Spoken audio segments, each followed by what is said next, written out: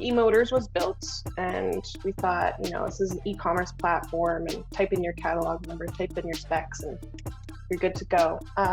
But we realized a couple years ago just how important it is to have humans involved in the customer journey, and not just reactively, but proactively. So making sure that people know that we're, how and when and where we can support them. Welcome to another episode of the Growth League podcast. I'm your host, Caleb Clark, and today I have the privilege of speaking with Jill Wallace, who is the Director of Marketing and Operations at eMotors Direct. Jill, thank you for being on the show. Welcome. Hi, Caleb. Thank you so much for having me. I'm really excited to be here. Awesome. I've learned just based on doing a bit of research on you, you've helped, startups, SMBs, large corporations across multiple different industries in Canada really craft their story and, build effective teams, grow businesses, build marketing systems that contribute to the overall business case that's trying to be solved. Jill, tell us a little bit about your journey as a marketer and what brought you to eMotors where you are today. Yeah, thank you for that question.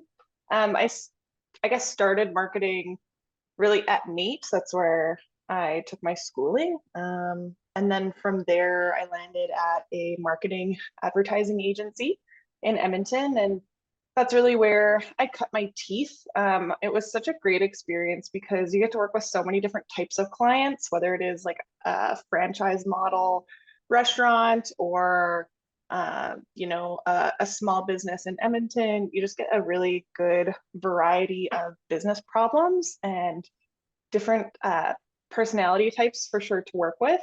But probably the best part about that role was working with such talented people, like just extremely amazing designers, digital marketing specialists, and developers.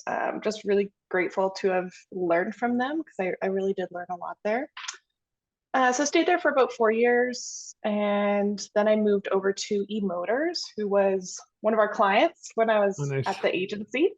And it's been a really great experience. I've been here for about 3 years, but I started March 2020, which was kind of an interesting time to start a new job, but just kind of dove in like head first, and it's been really great. It's quite a dynamic role because we are a startup. So when I started here, we had 10 employees and we just hired our 24th. Oh, wow. Yeah, and we're growing pretty rapidly. So because of that, my role has changed. So when I first started, it was really just marketing manager role. And now it's evolved into a lot more than that. And that's probably what I love about it the most is, just learning new things. The role's always changing. There's just kind of like filling in where filling in needs to happen. Yeah. In your current role today, what's the thing that scares you the most or creates the most challenge for you personally as you grow as a marketing leader? Yeah, I think for me right now, it's revenue. So typically our revenue grows every month, but when there's a month that revenue doesn't grow, it probably affects me more than it should, but that scares me. But it's very motivating, very, very motivating. When you have a down revenue month, then you just do whatever you can to do better next month. I think you bring up a good point where, we have our identity as people and we have our role, and sometimes it takes a very conscious effort to not let maybe there's some up times and some down times in the role side of things, and how do we keep that out of our minds and not let it influence the way we carry our business? Is that what you're talking about in terms of affects you a little bit? Yeah, I think so. I think because my role is marketing and overseeing some of the sales functions, if revenue is down, like that's on me. So I think that's how it affects me. Tell me about your team a little bit. You said the organization has grown, like doubled since you've got there. As it relates to the marketing function, do you have a couple people that support you? What does that look like? Currently, we're working with a few different agency partners. Again, because we're a startup, our needs are changing and evolving. So Mm, we did used to have more in-house resources for marketing, but as our needs have evolved and become much more specialized, we're working with specific partners on specific projects who have like really key strengths in certain areas versus having more of a generalist right. marketing team. Right. What's been your established playbook over this short period of time in getting the most out of these client agency relationships? The things that have worked for you, the things that haven't worked. What's your perspective on striking a great marriage? Yeah, I think I'm honestly still learning, but having come from an agency and now Right. being on the client side, it is a really interesting perspective to have. But I think like my biggest learning so far in that area is just the quality of the data that the client's providing is so important. Just being as, especially like we're in a very niche, like we're industrial B2B commodity sales. So it's very specific. Your average, SEO specialist doesn't really know much about electric motors. Mm. So you really need to be super specific and provide really great quality data. And then also just have a relationship where you're able to provide that feedback. So I guess having, yeah, just really strong relationship with your agency and Yeah. And yeah, you get the benefit of having experienced both sides, right? The client and the agency side. So I'm sure you draw on that quite a bit. I have so much empathy now, having been on both sides. Like it's easy for things to not go perfect. Yeah. Um, yeah, it takes a lot of work to make things really work seamlessly. Empathy for both sides. Like what is there anything else that comes to mind in terms of what that perspective on both sides has afforded you in your ability to, you know, work as a and do your job, play your role in that marriage? Or is there anything specific that comes to mind? I think just realizing, like I said, like the agency doesn't, they're not experts in your business. They're not experts in your product or your service that you're selling. So I remember being on the agency side, just having, so many questions that, of course, our clients were able to answer. But now being on the other side, I think I'm able to just very proactively, like the agency still has questions, of course, but just over communicate things and make sure that the information is very clear. Yeah. Shifting gears a little bit, like of course within a marketing function, there's you know, common KPIs that you use to kind of define, hey, are we going the right direction or not? Is there anything unique to your industry or to your company that you either you know, publicly define, at least internally, as your North Star, or that you say, hey, if everything else, if nothing else happens, if everything else falls through the cracks, I know that X, and maybe it's revenue, but is there anything that kind of keeps you focused on, we're going in the right direction, the business case is being fulfilled, the marketing function is doing what it needs to do, that's unique to your situation? Maybe not unique necessarily, but I will say reporting is probably my favorite part of the role. I love Said no looking one. at, yeah, maybe that's unique. I love, like we have a really great CRM that we use. And just, I think we have like 340 fields per contact, which is it's a lot, but we can just like segment and splice and like get so many insights on each individual customer. Hmm. And I love doing that. Probably our North Star as far as like, are we getting the right type of customer? That metric for us is average purchase value. Mhm. So that's something that we're always looking at, just to make sure that we're getting like a nice high quality customer versus, I guess, just trying to be efficient with our team's resources. Yeah, that's a big part of the job for your company and industry. Is there a lot of is it mostly like one-time purchases, or is there a long customer lifetime value opportunity on a customer break? customer basis? That's a great question. A lot of our marketing happens after the first purchase. Okay. For us, we're trying to really stay engaged with our customers.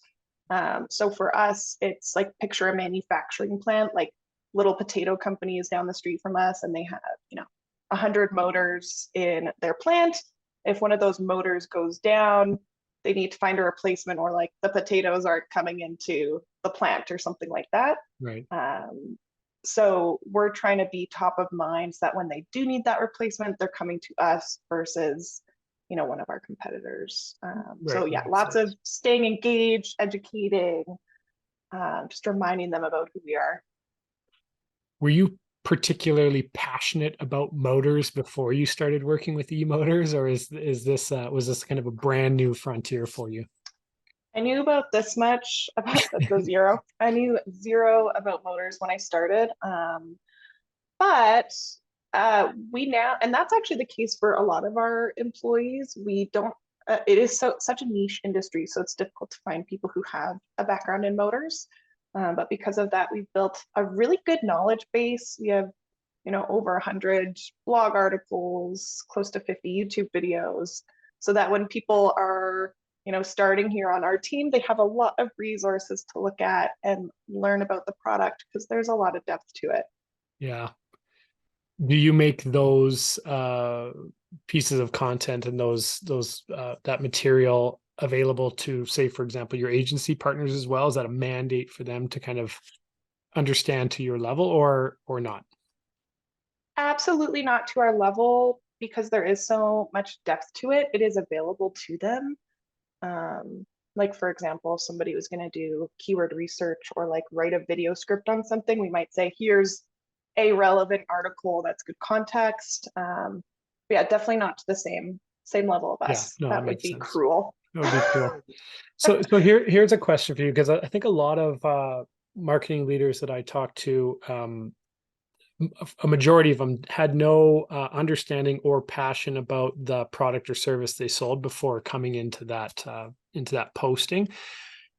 In those cases where you don't understand, but you still have to drive and lead the marketing function, what would be some experience sharing you can give on how to use your first 90 days or your first 30 days? Like when you get there, I know this much about the product or service, but I have to lead the function. What's been your approach to that? Yeah, I think asking just so many questions, like just doing research and studying the product, like kind of like almost like you're going back to school and just like learn as much as you can, ask as many questions as you can, and find something to get excited about. Something that motivates you, whether that's, accomplishing a small win that maybe doesn't have much to do with like the actual product or the service that you're selling, but is part of your marketing function of, Right. maybe setting up an email campaign. Doesn't have to do with motors, but if that's something that excites you, then Right. um, also, I mean, going and getting eyes on the product and the customer. For example, Callaway Park in Oh, Calgary. I was there right when I started my job at eMotors, and they have like hundreds of motors there just on their roller coasters. yeah. So when I was there, I was like, there's a motor, there's a motor, there's a motor. So just, I think, yeah, getting in front of the product and yeah, learning as much as you can. So you guys equip or work with Callaway Park currently? Is that true? Uh, Not to my knowledge, no. Oh, okay. I No, was but gonna say, I went there for personal reasons, and yeah, I was just surprised about because I didn't know much about motors when I started, right. but then when I went to that park, I just realized, motors are everywhere. That's Um, interesting. Yeah, you start to see the world differently, don't you? Like motor, motor, yeah, motor. yeah. I was gonna say that if you were working with Callaway, that's you're partially responsible for my daughter's safety. So thank you. No, but maybe No, then I you're don't think that's us. okay. Okay. So you talk about find things that excite you or interest you, maybe not directly related to the product or service once you get into it. Was there anything specific for you? You mentioned reporting, and then you mentioned email. Was there anything that was a nice little quick win for you that gave you that ignited energy to then push forward beyond? Yeah, I think it was the email campaign, because it is overwhelming entering a new industry and not knowing about the product. So for me, it was setting up it's like a monthly newsletter, like really starting at the basics, getting something up and running. That was probably the first thing I did when I started here. And then from there, it was taking a deep dive into our pay-per-click advertising, um, getting some ideas together for SEO and blog articles, stuff like that. What's your perspective on, you have B2B, B2C? Think you as an agency, past agency person, understand it really is human to human, but what have been some of the things that you've realized and come to understand are critically important for your scenarios, like sophisticated, complex products and services to a very unique and specific B2B audience? How does that shape your approach as a marketer? That's a great question. I think this applies to B2C as well, but just a lot of emphasis on the customer experience.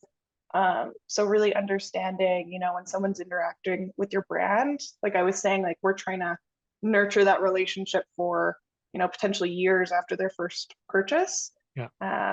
So just making sure that they have that really high quality customer experience and, making sure that you're delivering on your brand promise and Yeah, you're right. making your business worth coming back to. Yeah, and in that regard, it really is the same B2C, B2B, right? It's still humans buying things, looking for a transformation. Yeah. As a marketer right now, what would you claim to be your superpowers? One or two superpowers that that you rely on heavily because they're just ingrained into your natural way of doing things, and that others might say, "Dang, this is Jill's superpower." Sorry to put you on the spot. I think I would say it's probably like annoying amounts of curiosity. So in my role, I'm communicating with a lot of different functional groups, Mhm. and dispersing information and getting people excited about things. And in order to do that, I need to understand things super well. So I think like younger Jill, when she started her marketing career, was probably a little bit insecure about not knowing everything. But Right. now I'm so secure, like just saying, I don't understand this. Tell me more, and like really making sure I understand and like going layers deep. So probably like asking why. I would say that's probably Mm, my superpower, understanding where people are coming from, why are they doing things. That really applies to when giving feedback to, a teammate. And I think the first question is, why did you do this? Where were you kept, what was the intention here? And then it might really change the whole rest of the conversation. talk about feeling, you didn't use these words, but talk about feeling safe to not have all the right answers and to kind of intentionally look dumb, if you will, in the pursuit of the answer. Is that something that you've found with eMotors, uh, the leadership team has created space for, or how did that come to be? Yeah, my boss is awesome.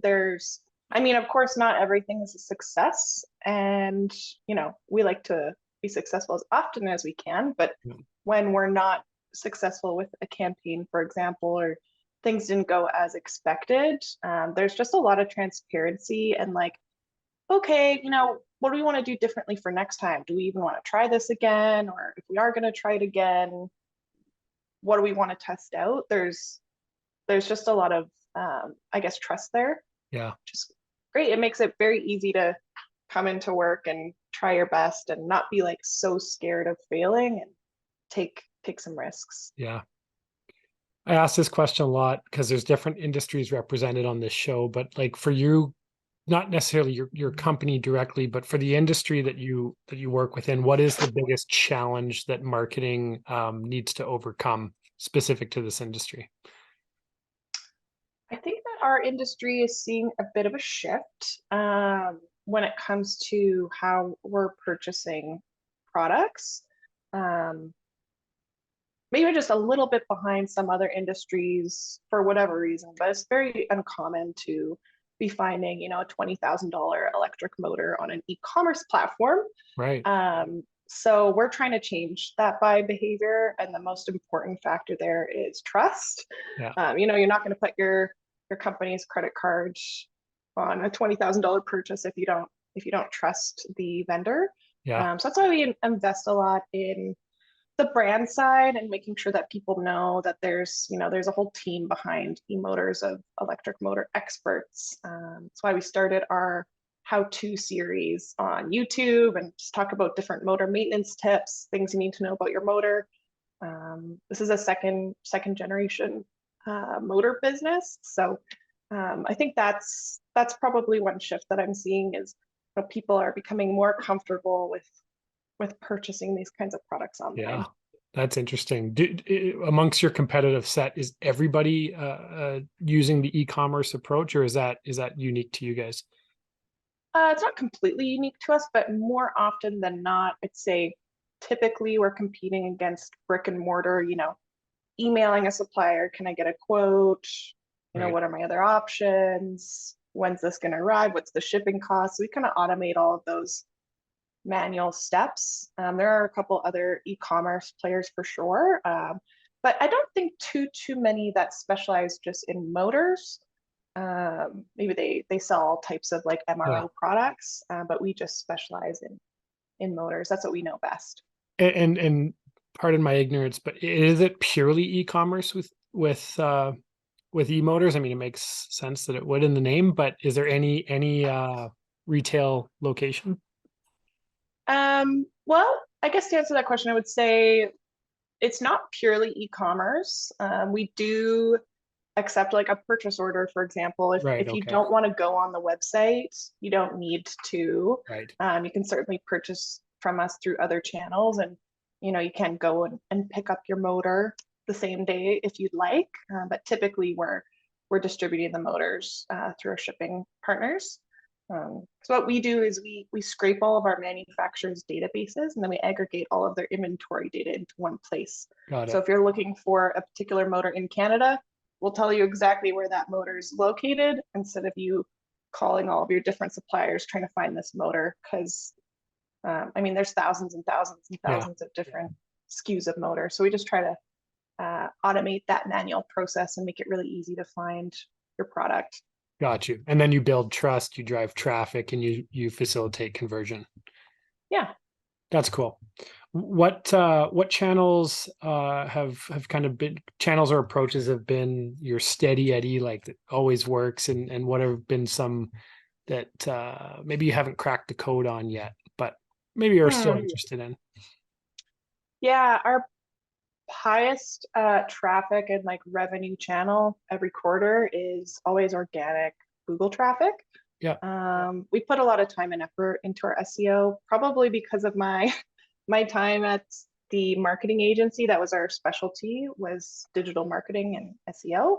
So that's I think probably where I started for that reason, like with eMotors. As far as like cracking the code on other areas, one channel that we're really trying to get right is our outbound sales strategy. I've worked with different consultants and they've been fantastic.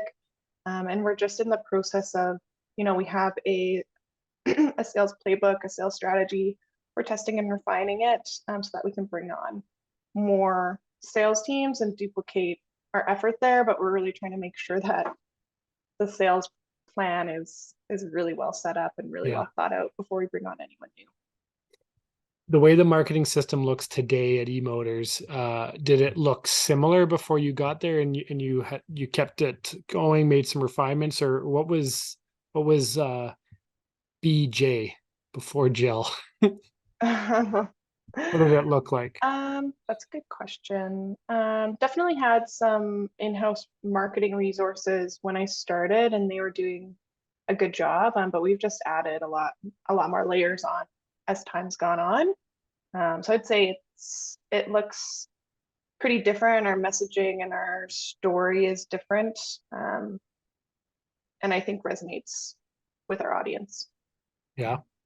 What has been in your mind one or two or three things that have contributed to pretty substantial growth over the last few years. I think it's been our customer research is the basis of like all of the big changes that we've made. So we do try to do customer interviews and really ask for feedback, typically from the customers who really like us. Right. What are we doing right? How did we make your life easier? Why do you keep coming back to us? Why do you keep sending us referrals? And really trying to understand what value we bring to them. Hmm. That's been really key part of informing our messaging. And then also, asking customers where we've made mistakes and really understanding what mistakes were made and trying to avoid making those. So I think that's been like really the core that has like been where all of our big evolution has come from, is just talking to our customers. Well, it's such a simple and such a great approach, right? Because on one hand, you're getting the research and the data that will inform your message and approach to tap into new market share, but on the other hand, you're also deepening that kind of genuine relationship with their current customer base, which you're going to rely on for more revenue growth out of those single accounts, right? That Yeah. makes And sense. can't have too much attachment to certain things, because there might be something that you think is just really awesome and amazing, and then your customers are going to give you feedback that might contradict that. So can't have too much attachment Do you have an to your ideas. example that comes to mind where what that was the case? Yeah, I guess the biggest would have been, we eMotors was built, and we thought, this is an e-commerce platform, and type in your catalog number, type in your specs, and you're good to go. But we realized a couple years ago just how important it is to have humans involved in the customer journey, and not just reactively, but proactively. So making sure that people know that we're, how and when and where we can support them. Totally. That makes sense. Shifting gears, shifting motor, shifting Ayo. gear. Yeah. I love a pun. Yeah, it's when you become a dad, it's they just start rolling off the tongue. Um Terrible. So without getting into specifics or anything in regards to numbers for eMotors, but more so the art or the discipline of budgeting, how do you approach that and how has that evolved? So to like imagine you're coming into a new period, fiscal, a quarter, whatever, you have a blank budget. How do you sit down and get into the mindset of allocation? So again, not specifics with numbers, but just more of the approach you take. That's such a good question, because I really wondered that myself when I was working at an agency. I'm like, how do marketing teams and businesses define Right.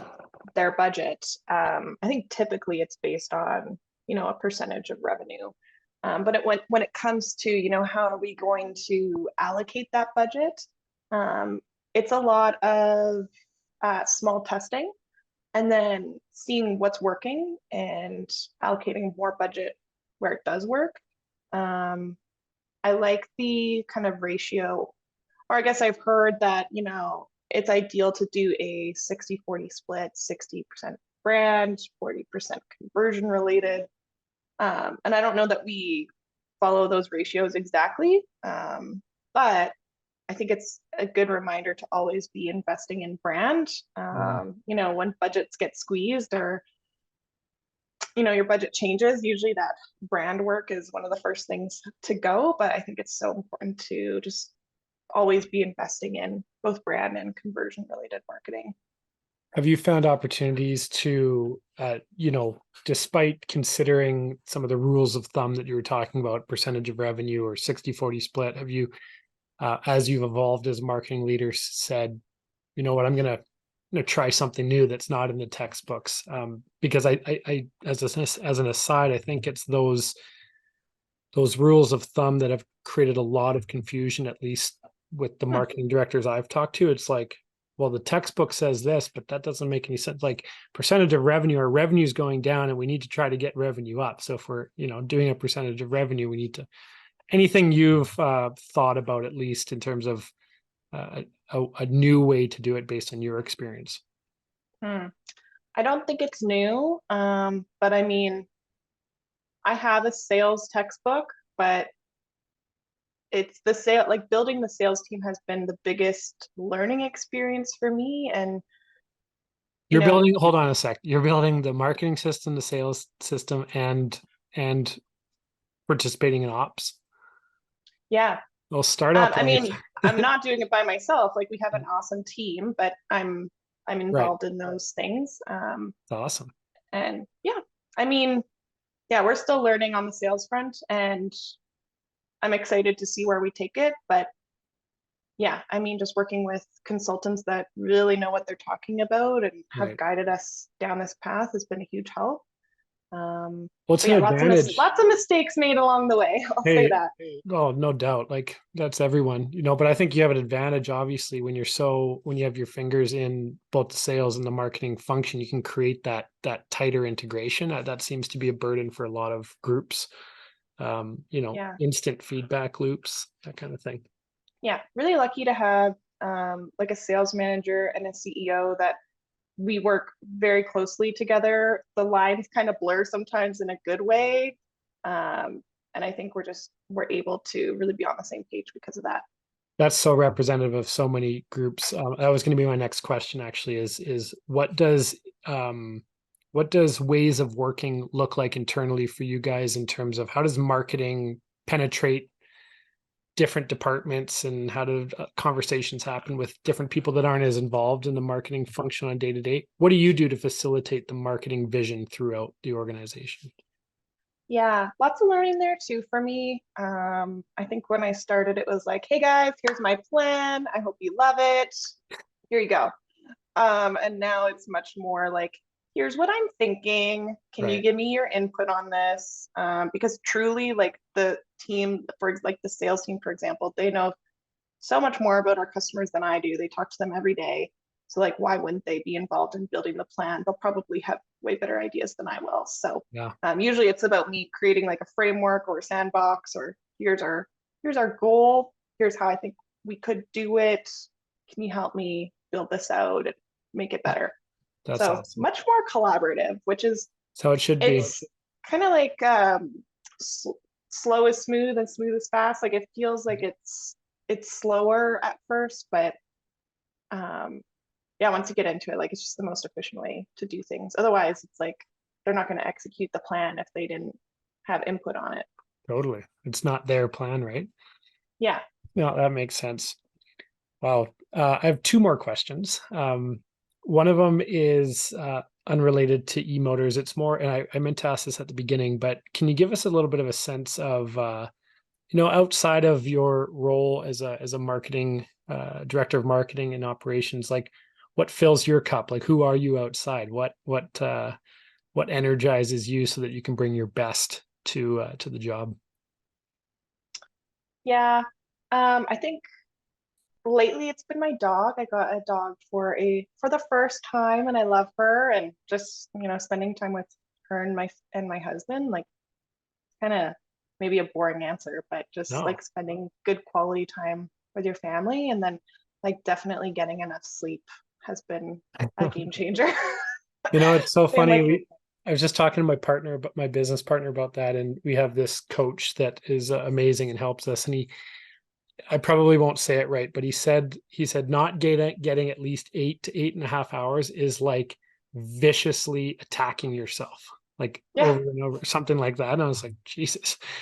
yeah, But I listened, and I've been doing that for like a year, and it's like doesn't matter. I think that's what you were talking about earlier on in the show, is like, depending on how the day went or the quarter went, it's like sometimes that role performance comes into, it's like, well, I got to stay up until 11:30, 12 o'clock to get this thing, but that's not going to make any difference positively anyways. And so I started investing in like proper 8.5 hours, and it's like, Hmm.